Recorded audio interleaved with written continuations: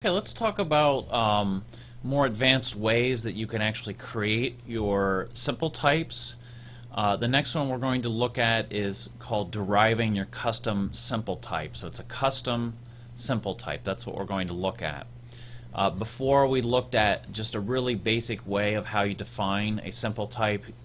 This doesn't get any more simple than that, where you have your element command and you set your element name equal to whatever the element you want to have it be called. In this case it's height, and then you give it a data type, and then you're done. That's just your simple type, sort of your plain vanilla version of that. What we have here is a custom simple type, and what custom does, as the word suggests, it allows you to customize how your elements, your element names are defined. So one of the things that you'll see used here is, like, one, it has this nesting feature in it. So we're using XML, remember, we're using XML to do XML schema. So it has to have an opening tag. So here we have it open, right? And here we have it closed. We have simple type, it opens, here it's closed. We have restriction, our little restriction base kind of ingredient that goes into building one of these custom simple types.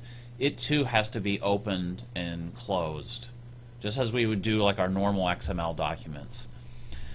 Okay, so one of the things with custom simple types is facets. This is how it gets referred to when we're doing that, and basically what we're doing is we've started out our element command because we want to create an element, right? And that element name is going to be set equal to story. So that will be our XML element name.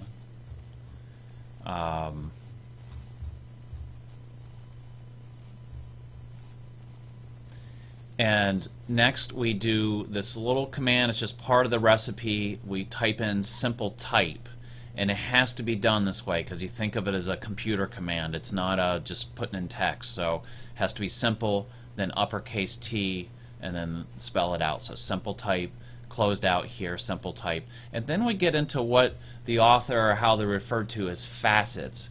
Now if you ever search on a library catalog, you can look up something like, say, books from the 19th century, and then you can add a facet to that and say, well, I only want books about whaling, or books from the 19th century fiction that are American authors. That's a facet of this thing that you're doing. So we have story. We're going to set the data type in this restriction base. So we're going to clamp it down kind of one level, and we're going to say string data only.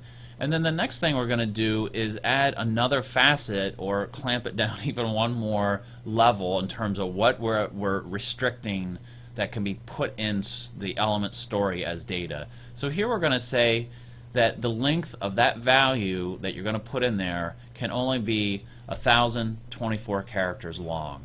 So right away you can see how XML schema can give you the ability to do a lot more data constraints on your XML documents.